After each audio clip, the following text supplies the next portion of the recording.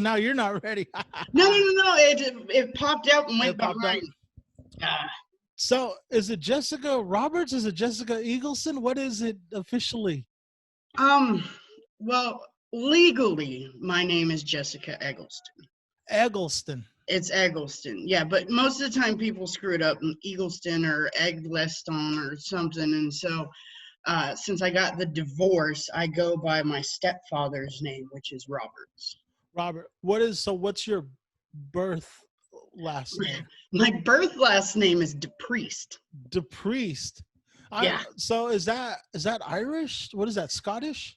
I think it's French, and it means No, it is French church. because of the DU. No, it's DE actually. Oh, DE. It's not DuPriest. But it's really funny because like spell check when I used to do it back when I used to write my name was like depressed, deprived, deprive. And I'm just like, wow, even fucking spell check knows I'm screwed up. But yeah, no, it's really weird because it's not a very common last name. And No, it's not. It's interesting.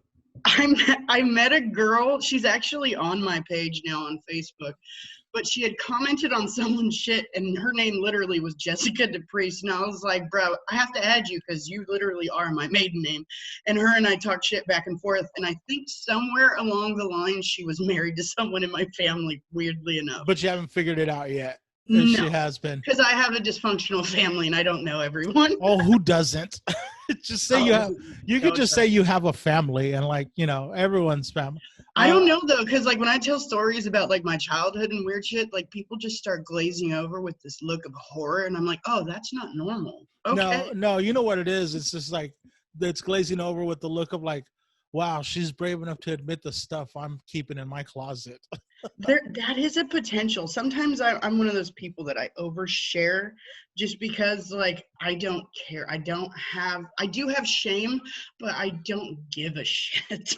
Oh, sounds like you're a comic. Oh, damn it. Sometimes. Well, I mean, the first clue is when you said you're one of those people who overshare. Right? Yeah, absolutely.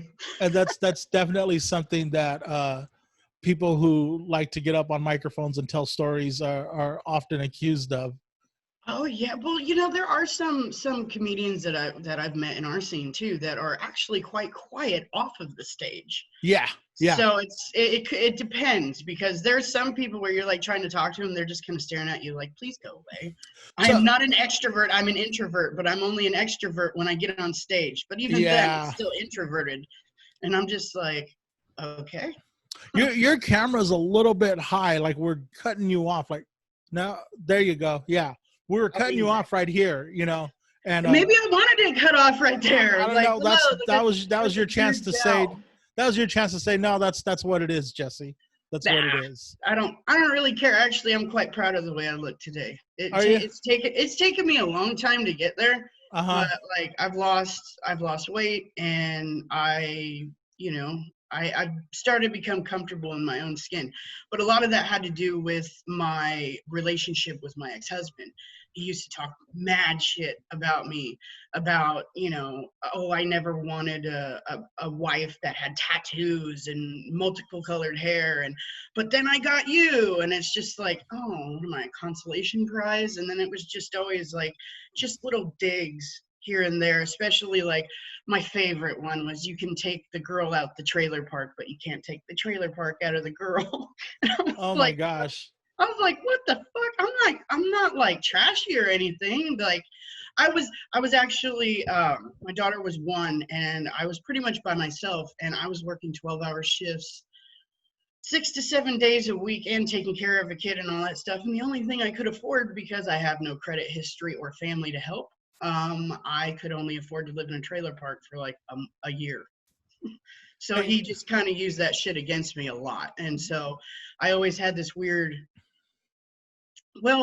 I just had this like weird idea of like what people saw me as. And so now that I'm divorced and a lot of it actually, and I've said it multiple times on Facebook and other platforms, just if it wasn't for the people in my comedy community and in my life, like I don't think I would have gained as much backbone as I have now, because they're just like, I don't give a fuck, you're cool, like just be yourself, just do you. And it's like I don't even know how to do me because I've been doing what other people want of me for so long. And so now I'm like, holy crap, I'm a fucking nerd and it's awesome. Yes.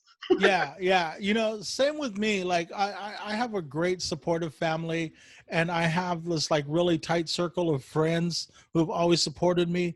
But when I started doing stand up and when I started hitting open mics and I started like talking about the stuff that I would never talk about normally, and got encouraged by other comics of like, that was great, that was interesting, say that. That's when Oh I yeah. really started to really, like how you just said, get comfortable in my own skin and not feel that like what I was something that I needed to hide or not talk about, you know? Right. And well, like even I talk about being chunky in my stand up because it's, I mean, when you look at a person, you know, are they skinny, are they fat, are they short, are they this, are they that? And it's like, you know what? I'm going to take the most vulnerable part of me and I'm going to make fun of it on stage because I don't give a shit. And, you know, most times it's pretty successful. I mean, not, you know how jokes go. Either they land or they don't. But majoritively, when I talk about being chunky and fat and that kind of stuff, like people are like, oh, I get it. Like, because I bring the insecurity, but in a funny way, and people are like, oh no, I totally get that. Did you ever go through a phase, because I know that I did, where like before comedy you would make fun of being chunky or fat as kind of like a defense mechanism of like, I'm gonna make fun of myself before I give you a chance to make fun of myself, because I know I did that. Oh yeah, well, because okay, so you got, I don't know if you know the movie. Oh crap, now I can't remember the movie. It's that acapella singing freaking movie. The with that cute girl with Anna, Yeah, with Anna Anna Kendrick. Kendrickson. Yeah. Yeah, what the fuck is it? Yeah, we know what it is. I'll put Okay, it. Yeah, Anna but Kendrickson. That's all you had to yeah, say. yeah, and I remember one of the things in it was Rebel Wilson. She was like, they call me Fat Amy, and they're like, what? Why do you call yourself Fat Amy? So all you skinny bitches can't do it first, basically. Like that was the gist of it, and I'm just like, all right. So if I already talk shit about the fact that I'm heavier, then it kind of removes that power from someone else.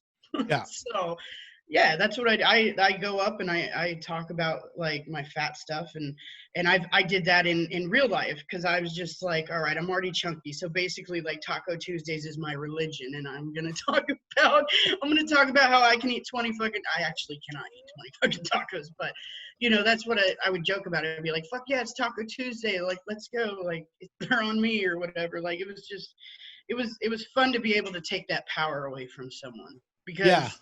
it's really sad. Because now it's like, okay, now you got to talk about something else. Because like you said, first we see like what's obvious about someone. They're tall, they're short, they're skinny, they're fat, and then once we get past that, then once we get past that layer, then we get to see like what the real person is. But Oh yeah, getting past that first layer is really difficult, you know. it can be. It's kind of like the whole like Shrek things. Like ogres have layers, and like you keep breaking those layers down, or whatever that little Russian doll where you just Yep. you know, just like taking them down and everything. It's just like at some point you're gonna come to the real part. And like I don't know if I've really given. I recently I have, but I don't know if I've really ever in my life really given someone the actual real me. And you know, more recently I've been doing it because I'm kind of tired of putting on a mask, not like COVID shit, but you know, like I'm tired of putting on a mask just to suit somebody else's shit. So I'm Yeah. like, you know what? Fuck this. This is who I am. If you don't like me for who I am, I'm fucking done. I'm tired of trying to be something for someone else. Like I need to be me. I only get one fucking life, and I'm tired of it being depressed or anxiety ridden or whatever because I'm worried about what somebody else thinks of me. Exactly. So, And you know what? At the end of the day, not a lot of friends is a really good thing. Like we don't need to have like, I know on Facebook we have like 1,000 friends. They're like, you know, yeah, and like with all of us but comedians, there's like yeah, 400 mutuals. yeah. But at the end of the day, like, you know, it's a handful of people that like that I will totally let my guard down with and just be myself with, and the rest of them I'm cool with. Like I know a Yeah. lot of people, but I only have a handful of friends. Is something that I like to say a lot, you know? Yeah, that's one of the, like, you know, I go through a lot of crap right now, like with custody and some other stuff with my ex, and like I realize that there's a time and place to say things, like especially on social media. And a lot of people like to overindulge in, like, I'm learning to like not do that, because there are so many people just chomping at the bit waiting to fight and use something you said against you in a very harmful and hurtful way. So I'm like, nope, don't do it. Don't hit enter. Like, just leave it alone. Don't post it. You don't need to post it. Yeah. It's been a really interesting time for that, because since March, right? We've been alone so much. We've been isolated so much that it's a lot easier to use social media to communicate and to reach people. But it's at the same time, it's just putting yourself out there and being extra vulnerable, and it's not always a good thing. No, and I mean, I've being in quarantine and COVID and things like that, especially newly single and all that. Like, yeah, I've had my moments where like it probably shouldn't have been said. Well, to be in all honesty and in all fairness, you have had an intense, what, 3 years, 2 years? When So let's give the people a little bit of a backstory with you. Yeah, You started comedy how long ago? 2 years. It's been 2 years. And did Yep. you start after? So you lost your home in the fires how long ago? November 8th, 2018. I was a part of the campfire that, up until current times, was the largest fire in California history. It burned the size of Chicago into the mountain that I used to live in.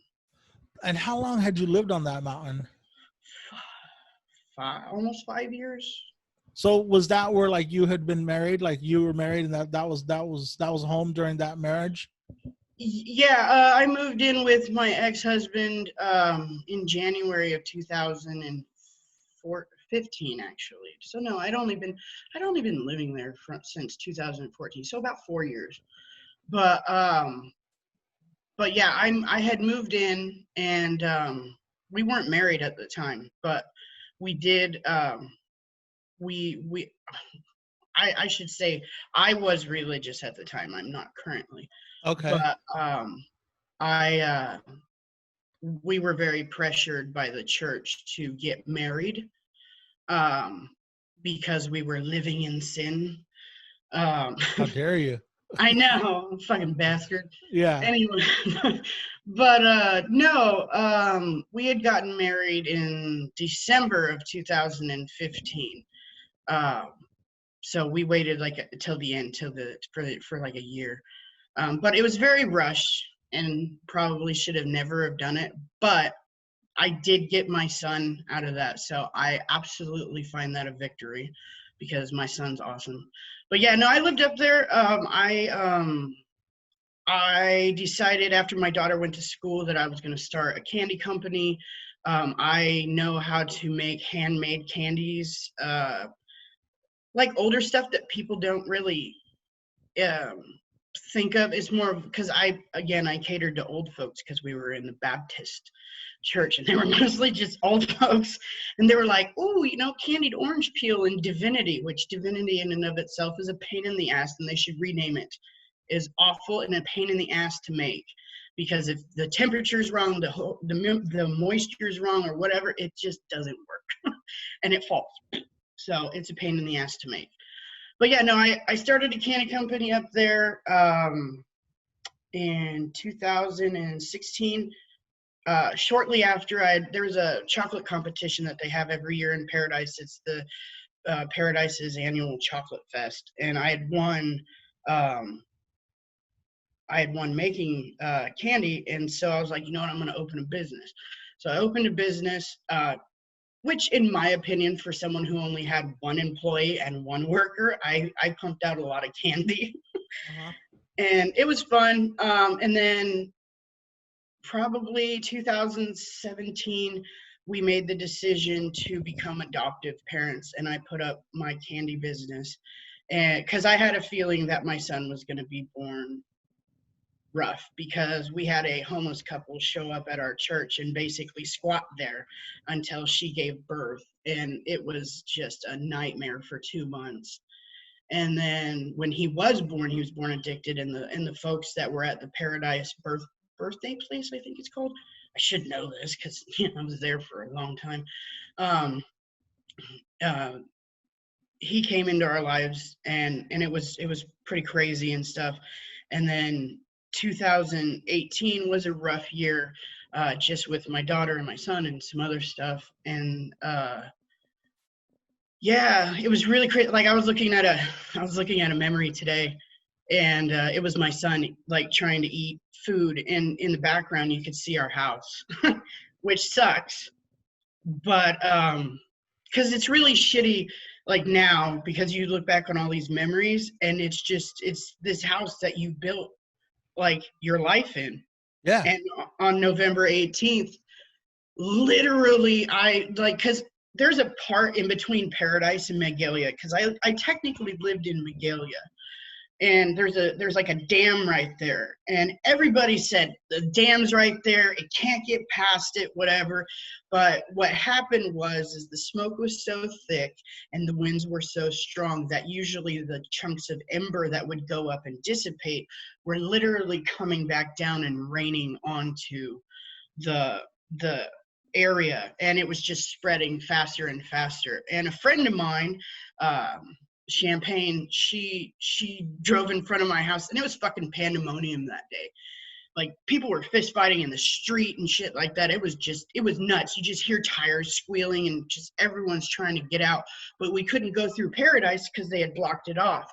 So you either had to go all the way up and around. But around that time, power was about to die. Like they just turned off the power. We had no cell phones. We had no way to pump gas or anything like that. And I told my friend, I was like, I don't think I'm gonna make it down the hill. And she's like, oh, don't worry about it, I know a back road. And we literally went down this dirt road, that was a one lane road. People were trying to, like, there was two idiots that tried to come up the road, and I was like, we're all gonna die out here. We're gonna fall off the side of the mountain. There's no guardrails out here. It's just a dirt ass road. And who is this? This is you, your friend, your son, your daughter, and your husband? No, actually, I was by myself. My husband at the time was working in San Jose for the Kellogg Corporation. He worked for Eggo Waffles or some shit. I don't know.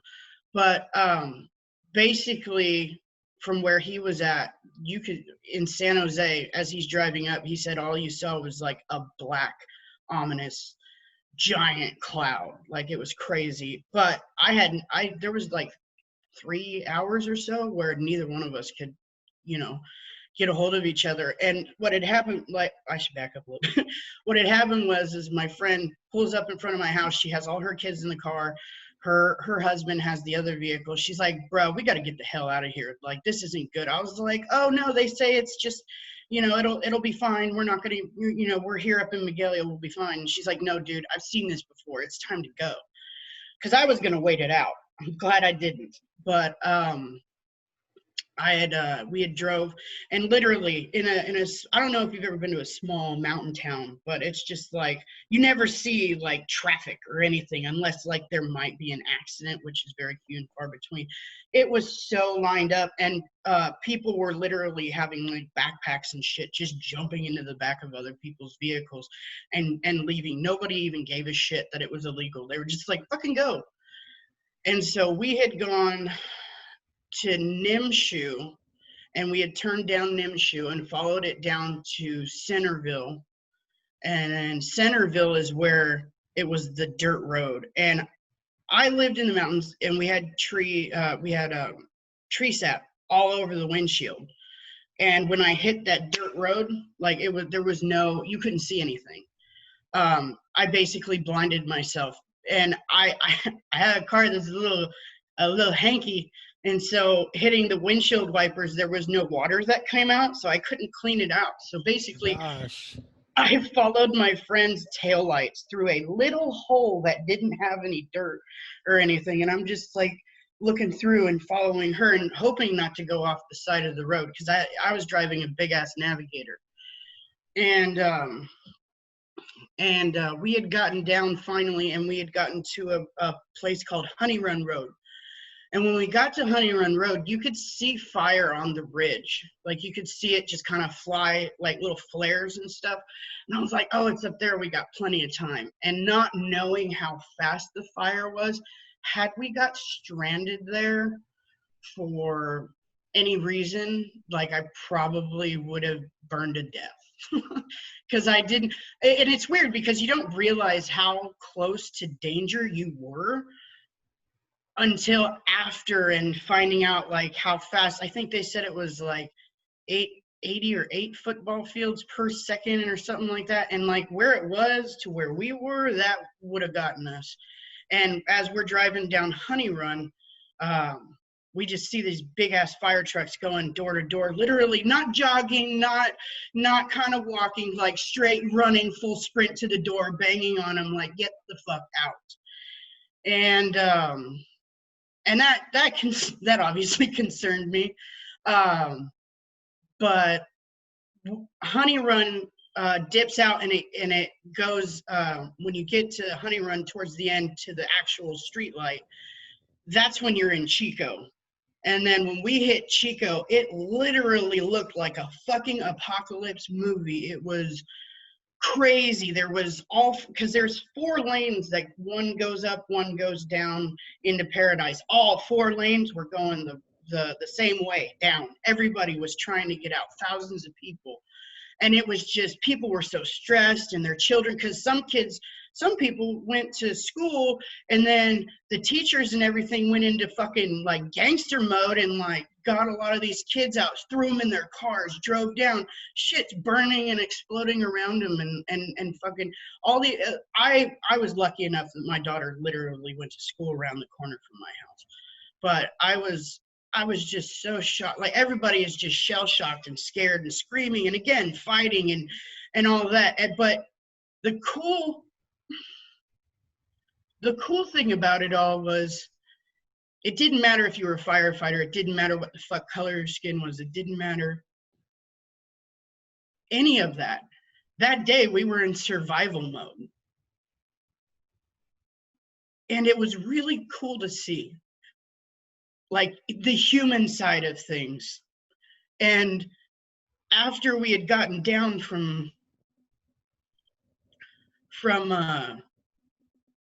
the mountain and we get into Chico, we're just like standing there, and you know, people will say, oh, it was raining ashes here, and it's like, that was nothing when they're like this big and chunks are hitting you and they still are warm. That's a problem. And we're sitting at the neighborhood church. If you ever go to Chico, it literally looks like a half of a gold, I call it the golf ball church, because it literally looks like half a gold golf ball has been chopped in half. It's really weird. And we're standing there, and we're just like, what the fuck do we do? Like, I don't know what to do, like, you know. And my friend had her husband work for Sierra Nevada. And so Sierra Nevada had opened up their conference room, or whatever the room is, to employees and their families. So we lied and said that I was her sister. So we get in there, and they have pizza and food and drinks, and they're playing the new Incredibles 2 movie that I think it just come out on DVD, or I don't know exactly when it came out, but I had never really seen it. And so my daughter was like, wow, it's the Incredible 2s, and then, or the Incredibles 2. And my son, he was barely a little over 1, so he wasn't really paying attention. And then my ex-husband finally met up with us, and like, we're just like, I don't know what to do. And basically what had happened was, a friend of ours paid for a hotel, but the fucked up thing was, is because of the fire and everything else, there was no vacancies for miles. Like, we had to drive over an hour to Redding. Yeah, we went to Redding, and we drove all the way to Redding to a hotel, and we just kind of unpacked, and I didn't realize it until I had gotten there. My ex didn't deal with being in the smoke and the fire, but I smelled like I had like fallen in a campfire, and so did my kids. Uh, so basically, I got them a bath. I got them all done. I was like, you know what, everything's gonna be fine and everything. We got them hushed to sleep, and then it hit me. I was like, dude, I think we might lose our house. And you know, he's like, no, it's fine. It's Miguel. It's Miguel. And I don't know. There was just something in it. I don't know if it's because of the way that I grew up and everything, but like I always find the dark part of it. And I was just like, oh, nah, dude, like something's telling me, my gut's telling me that we lost our house. And so a friend of mine who lived across the street, her mother owned Jackie's Hilltop Cafe, my friend Brooke, and her husband and children. I always made the joke because I was like, I could literally throw a rock at your house because I could. From my doorstep to hers, I could literally throw a rock. And she had sent me a picture, I believe. Yeah, no, actually, she sent me a picture on the 8th. Was it the 8th or was it Friday? I don't know. It was either Friday or the 8th, the actual day of the fire. But she had sent me a picture of their house, and it literally looked like a nuclear bomb had gone off. And me being stupid, I'm like, is my house still there? And she's like, uh-uh. How far away from her house was your house? Probably like, I don't know, probably like 200 feet. Oh, shit. Okay. Yeah, it was probably maybe like, maybe not 200 feet, probably like I don't know, 20 yards, maybe something like that. It wasn't that far. Literally, like we used to wave at each other all the time. But it was really strange because like it just hadn't hit me yet. And I was just like, okay. And so I showed it to my ex, and I mean, we cried obviously, but it didn't really hit me. It didn't really set in yet. It didn't do that for like another month, and that's a different story. But like I remember, I think the place is called Caroline's or Coraline's, something like that. It's a restaurant in Reading, and we'd gone there to eat dinner. But like honestly, the only thing I did was drink a couple of screwdrivers because I was just so stressed and stuff. I didn't want to eat, but I also didn't want to feel too much. So we had told me that we were some of the campfire people. These freaking folks were so cool. They comped our meal, which we weren't, that's not what we were looking for. We were just kind of shell shocked, like, yeah, this is where we're from. And yeah, they had found out where we were staying, and the people had come together and brought like our kids' clothes, like brand new clothes and toys and shit from like Walmart. It was really fucking cool. Weirdly enough, a lot of people were doing that. And I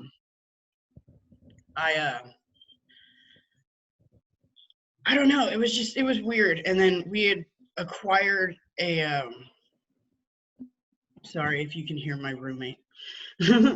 One of the things that we finally acquired probably about two weeks after the fire was an RV.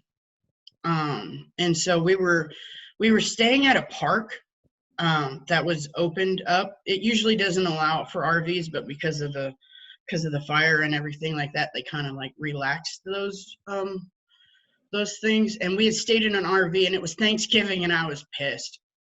And yeah, freaking, we had people knocking on our door like constantly, like giving us stuff like wine and bread and food and all this other stuff. And I was just like, I don't even drink wine. Like we didn't even know what to do with, like we were still even a couple, because it happened November 8th. Thanksgiving was in the 20s of that. I don't remember. It's a bit of a blur, but it was in the 20s of that time, whatever day in the 20s it was. And freaking, like, it was so weird. Like it was, and during that time, we were always in lines for like supplies or lines to get our mail in line. Everything was being in lines. And me being the uncomfortable person that I am, when I am uncomfortable, I break out in jokes. And so I just started riffing and just riffing. Every time I was in line, I would just riff. And fucking people would be laughing, like not just hee hee, like straight up dying laughing at some points. And I had one person who they just looked super angry the whole time. And I was like, what the damn, bro? Like, smile. And then they came up to me and they started crying. And I was like, oh shit, what the hell? And they're like, thanks, I needed that. And that was the day that I decided to really pursue comedy. Wow, that is such a crazy story, Jessica. That shit. Yeah. So I say I put the fun in dysfunction. How'd you end up in Sacramento after all that? We had moved to Woodland because he had a job. Where are you in Sacramento, or are you like Woodland? Like where? No, I live in Sacramento now. Okay, yeah. I do. But we had moved to Woodland first, and we had gotten this like really in the middle of nowhere country house. And it was good for the kids to not, because see, we were from the country, well, mountain country, whatever the fuck you want to call it. I get it, yeah. But, and so my kids really haven't, and I don't want to sound rude in any sense, but they haven't really been in an urban setting ever. So one of my things was I didn't want to shock them too much. Yeah, because we'd already dealt with the trauma, and my daughter has ADHD and other issues from prior trauma, and so we were just like, what's the best route for us to take? And so we had taken the route of privacy and out in the middle of nowhere. Sorry, my Bixby for some reason activated when I said privacy, but so we had gone out there. We went to sign my daughter up for school because it was after was it after the Christmas break? Yes, it was. It was after the Christmas break. During that time, from the beginning of December to the end of December, we had actually stayed in Gridley, California for a month at this really lovely lady, Kathy's house. We were calling around to all the RV parks trying to get a place to where we could fucking, set up, but everything was shut because they were all full. Well, we had called this one RV place and they just randomly were like, Kathy, hey.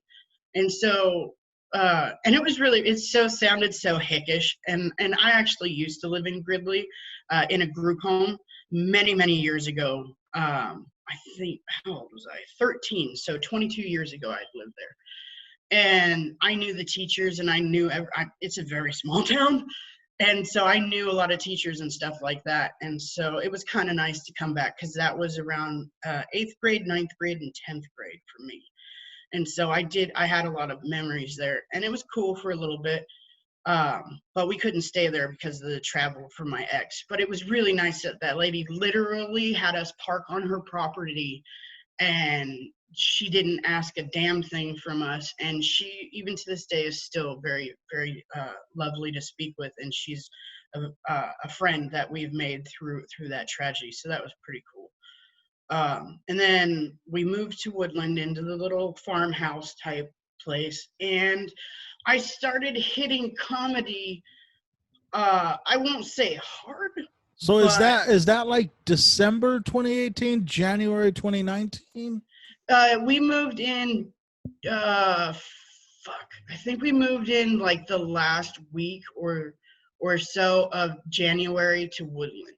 Okay, so that's 2019 now. So it's 2019 now. Yeah. And I really started, because my first comedy show was in a place called the Whitewater Saloon in Paradise, California. So my first on stage anything, that was that. And so I don't know if I can consider that like my first and my start, but like that's what I do because that's my story. Yeah, that's the first time you picked up a mic.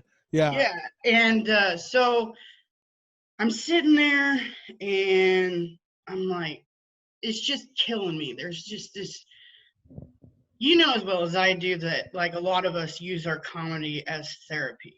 And so I was just sitting there like, I just need to make people laugh. It makes me feel better. And like my ex doesn't really laugh at my stuff. He breaks it down and tries to analyze it. And I'm like, yeah, okay, this is not fun for me. So I started looking around, and Dylan Collins from Chico and some other dude that I don't care to mention, there was this lady named Wendy Lewis, and she was on all, like some of their stuff, and I clicked into it, and I was like, oh, she's from Sacramento. So I messaged her. And she don't know me from fucking nobody, bro. So like I message her and I'm like, hey, I noticed you do a lot of stuff in Sacramento. I just moved here. Like I was being that dorky little like, hi, I see you do this and I'd really like to do that too. So it was like, can we be friends kind of shit? And yeah, I did the same shit, man. Dude, her response was not as friendly as I thought it was going to be. But I didn't realize the caliber of comedian she was. You know what I'm saying? So I was like, oh, okay. And then, and actually she has turned out to be a very lovely woman. I should probably really put that in there, but I understand because, you know, being from the outside of the Sacramento comedy community and coming into it, like I could kind of see where somebody will leech on to another comic and try and like ride their coattails or something. So I can understand why her response was the way that it was, for sure. Now, but then I was just like, oh my God, is this, you know, hopefully she's nice, but she's actually turned out to be quite a sweetheart. I absolutely love. She's the nicest. Yeah. I love and respect her, and I love the fact that if I have a question or like something like that, I can now come to her and be like, hey, you know, what about this, or, you know, whatever, and she will give me a straightforward, no bullshit answer, which I love. I don't like beating around the bush or anything. So the first time that I ever did comedy in Sacramento, I had looked on the Sac comedy scene thing, and it said comedy spot. Bring somebody and you get on. And I had brought my husband at the time and my mom and dad, my foster mom and dad, Caesar and Susie. And it was the most, like, I look at the set now because I've recorded it, I have it, and I look at it and I'm like, that's trash. But that night I was like, oh my God, I'm so hilarious. I made people laugh. This is the greatest. But like now after like learning how to do joke writing and learning how to do stuff, and I still have so much to learn. I'm not saying I'm a fucking pro or anything. Not yet. But like I look back on that and it was funny because the person before me was from Chico. And this was probably February-ish. And the person before me was from Chico, and they were talking about how the campfire this and all this other stuff. And he's like, I really can't speak too much on it or whatever. And then I come out and like, I'm so stupid. I come out and I'm like, my name's Jessica and I'm from the campfire. Like, it's so fucking ridiculous. Like now that I look at it and watch the tape, the other thing too is I suffer from misophonia. I think that's how you say it. And the whole time in the recording, I can fucking hear my ex breathing. So like, and it's just one of those things. It's a thing that triggers the rage and shit. It could also be because I fucking can't stand him anymore. But there's it could be that. It could be that. But it doesn't help. But like it's just like it I just look at it and I go, all right, I went from there and now I'm here. So and it was cool. Like I did that, and then the next thing that I did was the Pro-Am at Laughs Unlimited, and that's when I met Ellis. Yeah. Oh my God. Yeah, it was I almost contemplated, I was like, I don't know if I'm ready for this. Like, because afterwards I talked to Ellis and I was like, so what did you think? Like, how did it go? And he's like, if you were a motivational speaker, I would go see you all day. But the problem is you don't have any fucking jokes. Like you had like 2, but other than that, like your storytelling up there, it's like you need to hit punchline. And then he starts breaking it down and I'm just like overwhelmed. I'm like, what the, I thought I had good shit. And so I went home and redid it. And you know, during this time, my daughter's going to school and she's, you know, learning her place in in her group of friends and all this. And it's really rough for her because this is the third school she's been to in less than 4 months. And then it's all a new group of kids. And I was a foster kid. I know all too well what it's like to be that new kid many times. Because like even in 2006 or 2001 alone, when I was 16, I moved 7 different times. And so I was the new kid 7 different times at a high school in the most fucked up emotional hormonal part of my life. And my daughter's like dinky and hasn't really figured out how to control herself yet, you know? And that's one of the things that a lot of people don't realize with kids. They haven't figured out how to control their emotions and shit. And so it's always sit down, shut up. And I'm like, go ahead, rage. What do you need to do? Do you need to hit something? Like, what's up? Like, I guess I'm a little hippie, but I'm also a little bit strict at the same time. I've had people be like, dude, you need to relax a little bit. And it's like, I don't know the normal of how to raise somebody because like I wasn't raised normal. So I'm trying. But the whole time during this, there's a lot of interpersonal issues with me and my now ex-husband.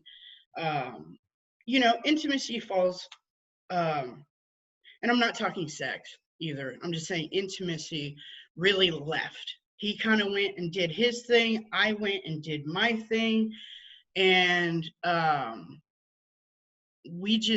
lack of communication. And then I think, and this is just me personally, he never will admit to it, but the fact that I left a lot of shit in the house because I grabbed important paperwork, the dogs, diapers, the kids, and cell phone chargers and shit. And that was it. I didn't grab anything else because I thought my house would still be there. And I think that he harbors a lot of resentment towards me because of all the shit that burned down. But I was like, my thought process being a mom, I'm like mama bear mode. Like, it's time to protect the babies. Like, I don't give a fuck about my shit. Like, and I didn't at the time. I do kind of now because I miss a few things. But yeah. So I think that there was a lot of resentment between him and I. And then it kept getting more and more toxic. We were spitting fucking venom at each other a lot. And I would escape and go to open mics, and I would escape and go and write comedy, and I would go and escape and fucking like just zone out and watch comedy specials all the time, 24 hours. Like all for me at that point was comedy.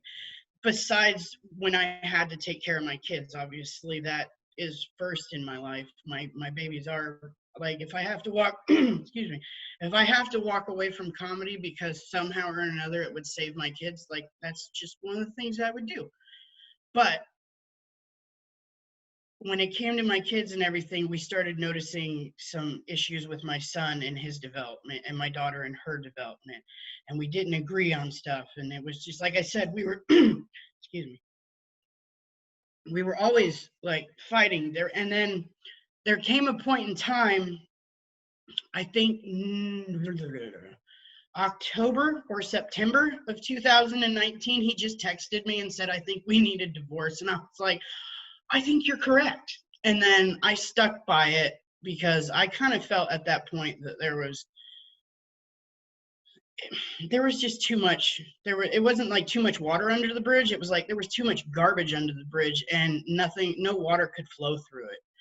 And so I moved out in November of 2019. And yeah, I moved to Sacramento. I live in a 6-bedroom house now, and basically I watched the property so homeless people don't live here. But yeah, I remember talking to like Asia May and frickin' Jackie Pearl and all of them, and just kind of explaining like some of the stuff that was going on with me and my ex and just other things, because my mental health was very depleted, and it was almost to a point of like snapping. And they were like, you have to get out of there. You have to stand up for your mental health. You have to stand up for your own well-being. And when I did that, it was liberating, but then at the same time, because again, the venom that was being spit from him because he was angry and hurt that I followed through with the divorce did not bode well. And so I just kind of dove headfirst into comedy. It's like literally any mic that was open, I was there. Anything that had anything to do with comedy, like I was there. And that saved me a lot. Like a lot.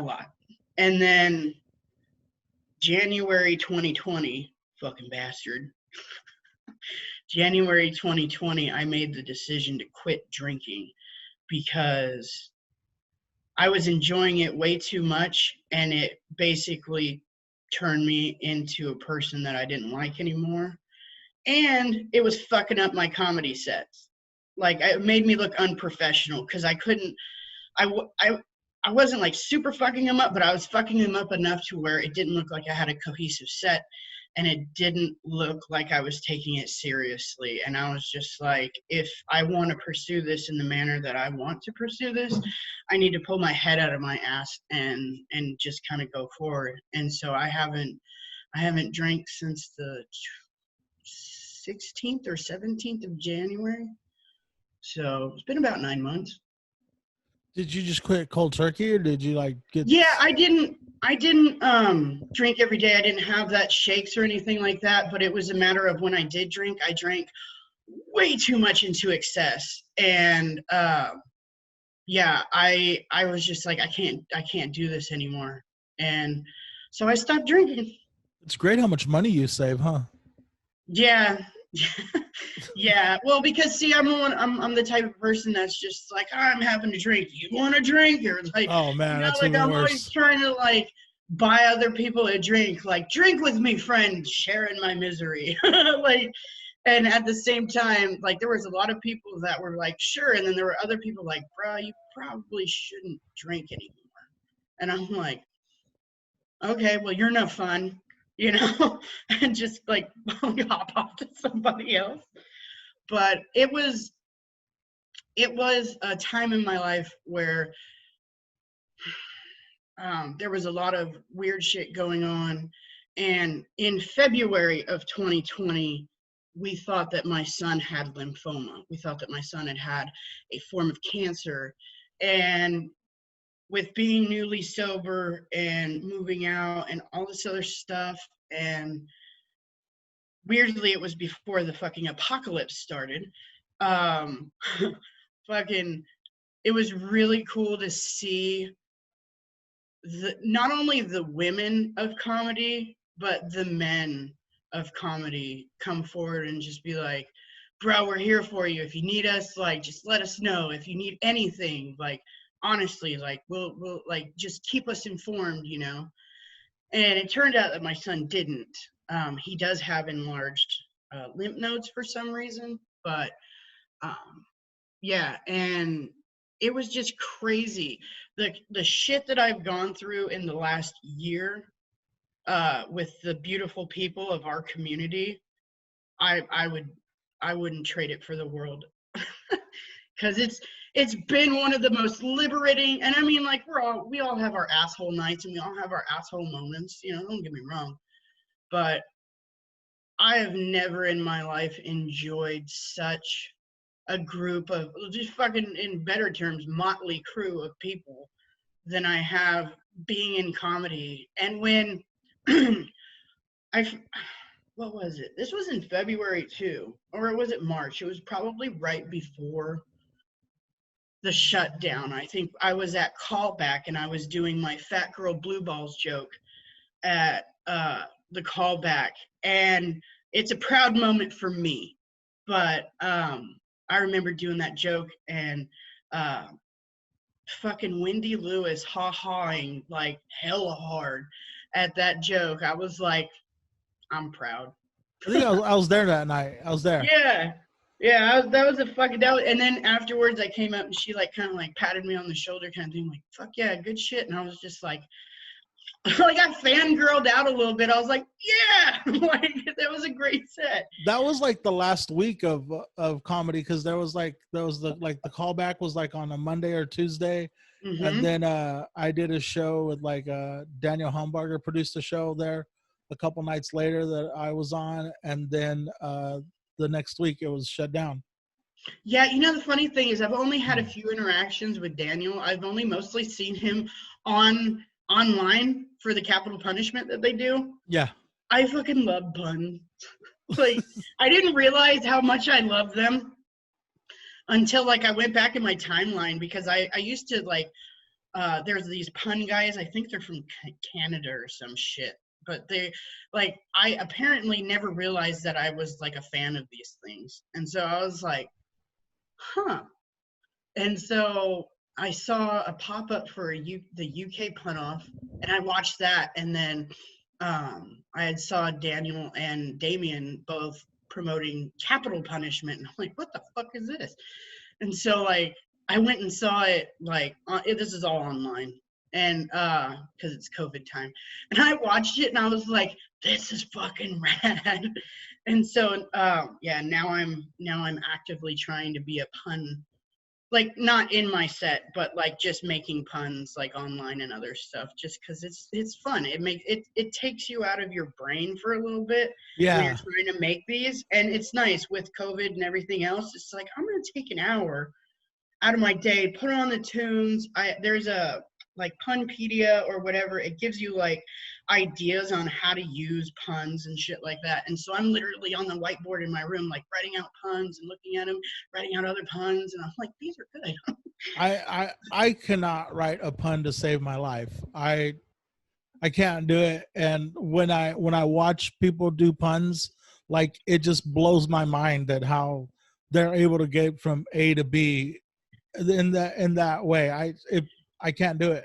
Yeah, there's a guy on the UK pun off named Love Dev, and he reached out to me because apparently he liked my pun. It was a pun about phones, and basically it was, I had fallen asleep with my phone underneath my pillow, and when I woke up, there was a $5 bill under there, and I was like, that goddamn Bluetooth fairy. And so and he liked that one, and he's like, do you want to be on the show? And I was like, fuck off. Really? Me? Really? Like, I've never done a pun show before. And so so yeah, I get to do that, and I have to wait until after tomorrow or the next day or whenever it is to get my actual topics, because the cool thing about them is they give you your topics ahead of time, and you get to kind of like procure a few of your, make them beforehand, and they have different rounds. Now, Capital Punishment, I probably will never be on that show, because it's like they say, it's like 8 Mile fucking and dad jokes, and I was like, I couldn't battle someone and just quick-witted like that, because it takes me forever just to think of the one that I got.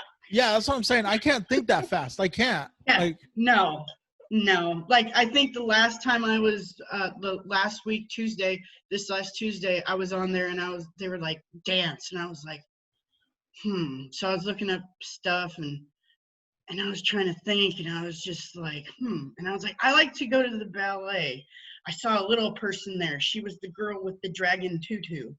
Like, that took me fucking like a few minutes to get, like, to fucking write out. And I was like, God oh my damn. gosh.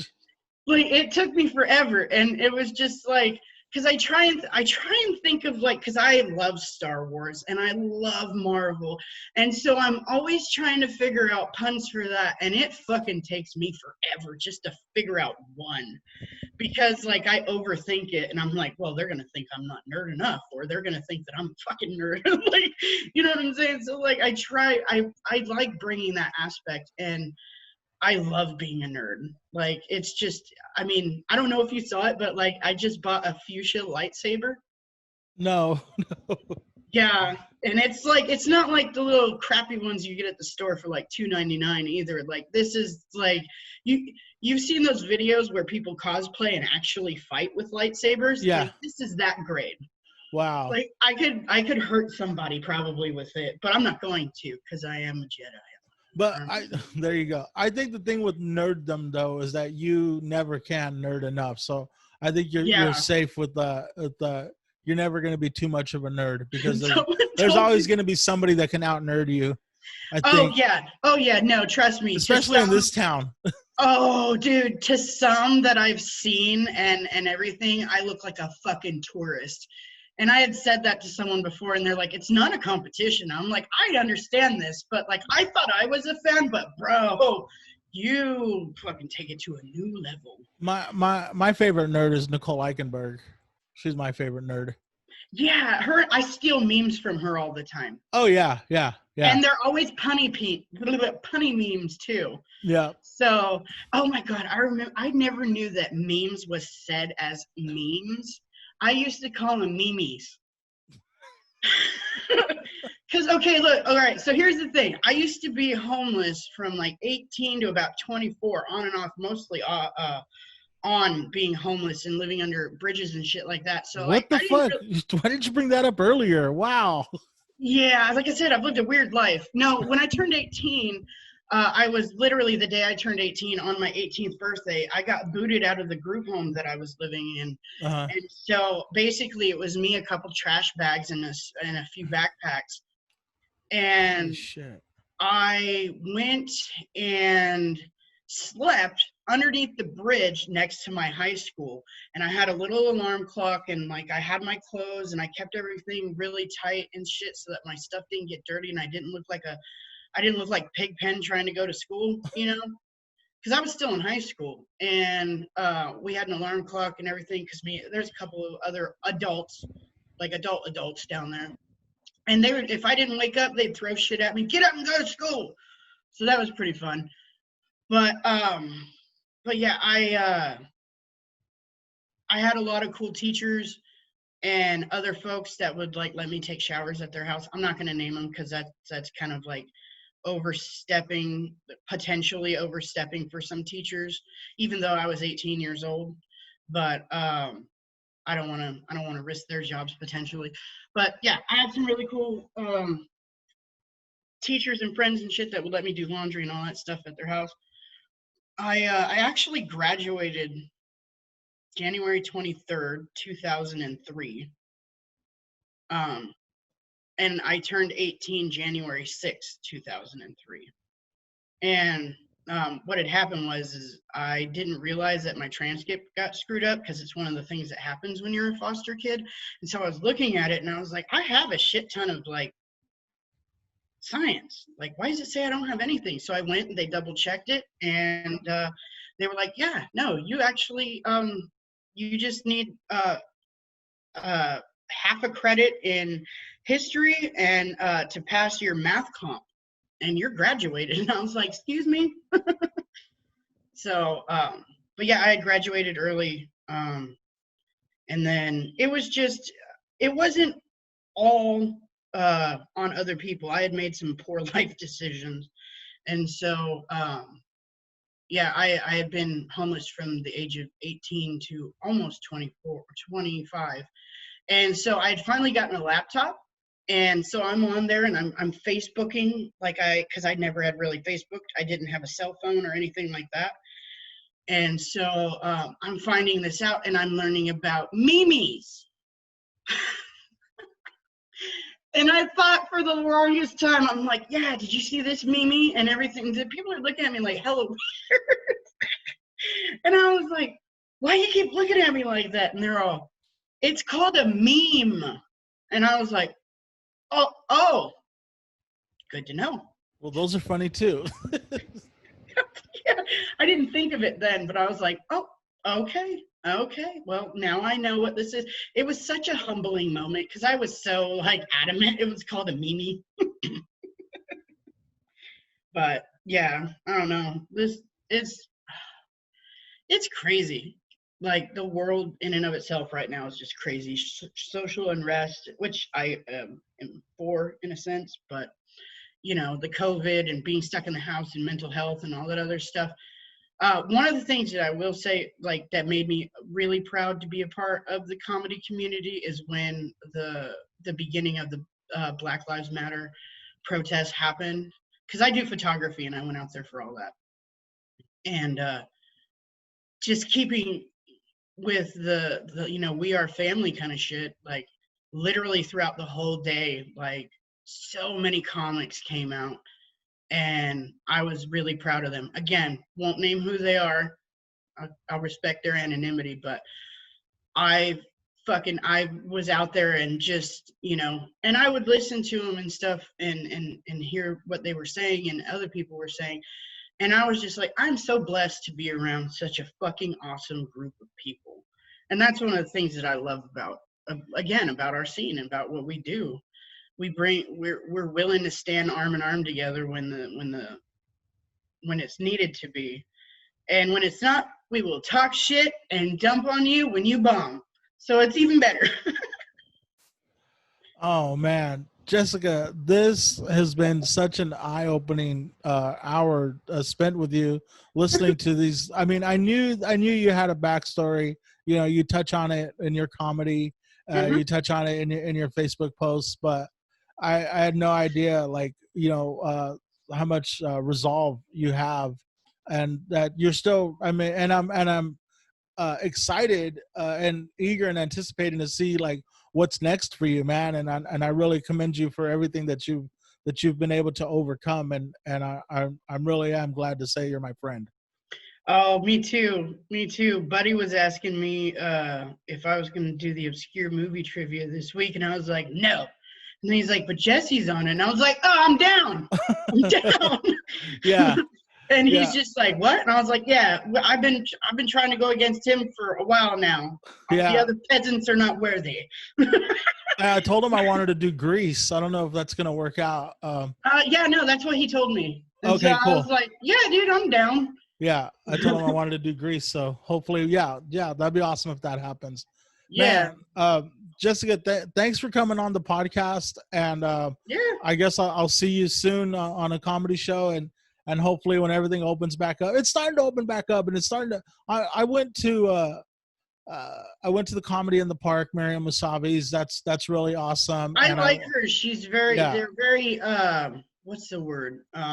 Cool. I don't know. Not just cool, but they're very protective. They make sure like they're very COVID compliant. Yep. Let's put it that way. Yeah. So it's nice to go to those. I went to Vince's the other night and it felt safe too. I didn't go last night. I really wanted to go last night, but I went a couple weeks ago. There was really good. So many fucking people there last night. Like, oh really? It wasn't audience members.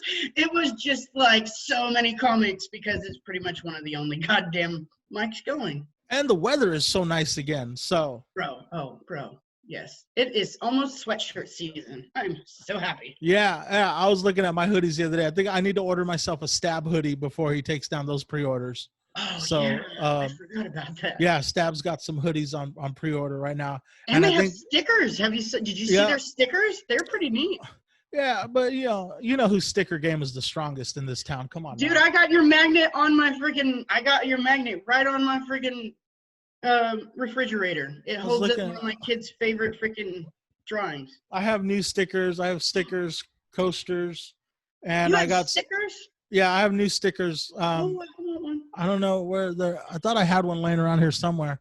Damn, because what I do is like people that I enjoy. Because I don't enjoy everybody, sadly enough. I'm not gonna blow smoke up everyone's ass, but people that I really, really enjoy or like venues and stuff, I put their sticker and shit on top of my laptop. Look, do you have a Danny D sticker? I do have a Danny D sticker. I have a Danny D sticker. I have a Dope Room sticker. Love Horrors. I wish I had one. I want one of those. I think I can get you a Love Horror sticker. I know people. Oh my God, when you guys did Love Horrors and it was the male like baby shower, I was fucking dying, dude. Like I was so dying because it was just the way it was said and done and everything. I was like, oh my God, this would really fucking be like this is how like men would do it. what was so much fun about that is like that was the first day a lot of us first came out and from quarantine and interacted with other people like just like the week leading up to that. I was like, okay, who's gonna be there? And then like, okay, yeah, I haven't seen him doing stupid shit on his Facebook, so like I felt safe with all those cats. And Love Horrors, they're amazing, and I'm pretty sure I can score you a Love Horror sticker. That would be awesome. I love those girls. They're fantastic. I love them. Yeah, they're amazing, and they just keep doing new stuff. Like every time you once you've seen once they put something out, they're already working. They're already working on more. They're already editing something or writing something, and they're amazing. What was the one about the vagina egg or whatever the fuck that shit was? Where Emily pulled the Jeep? The fucking that killed me. I was sitting there like, what? Oh, that's crazy. But at the same time, there would be an infomercial about some shit like that, like, you too could pull a truck, brother.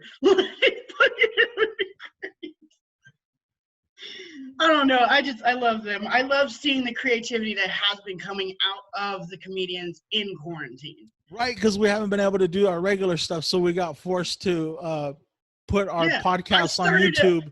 I started a show too, and I'm just like, I don't even know how these motherfuckers do it. Because it is so stressful trying to put on a show even online. Yeah, it is. Ugh. It is. Yeah. Yeah, it's rough. All right, Jessica, let's wrap it up, man. All right. I'll talk to you soon, and I'll get this posted, and I appreciate you, and I'll see you soon, buddy. Okay. All right, man. Take care, Jessica. You too, man. All right. Bye. Bye.